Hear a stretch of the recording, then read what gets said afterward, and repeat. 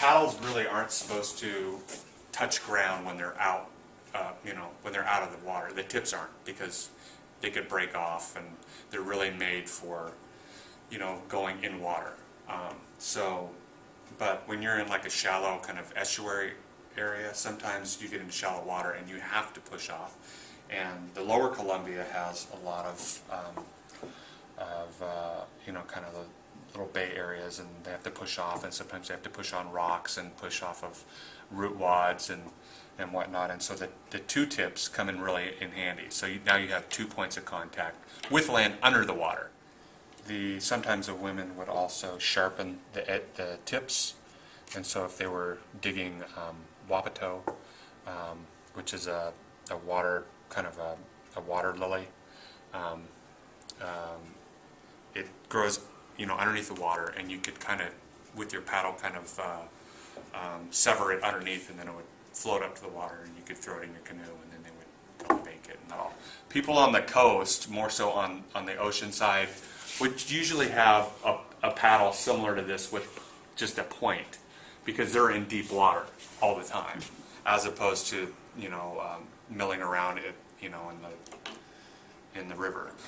They're also good for silent entry and going into the water, so it's a real nice kind of quiet. It goes in the water quiet, and then you can kind of sneak up on game traditionally. We don't really have to worry about that now, but it's really nice when you can paddle on the water and you don't have to listen to your paddle making this kind of kerplunking sound.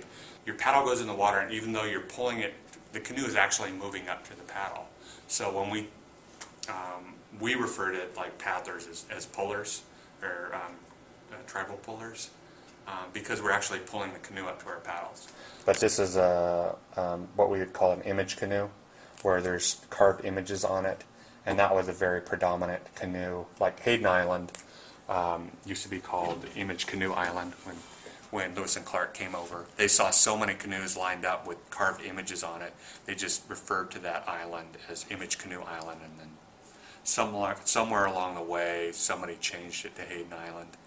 I use modern tools. I use a mix of both, and then a curved carving knife. That's also more of a traditional tool, although this is modern made. It's you carve like this, and you can go this way or you can go this way, but with the angle of this, it can get you into places, real tight areas that you can carve out, and that you couldn't normally get with kind of these more traditional European tools. And then of course, the bandsaw.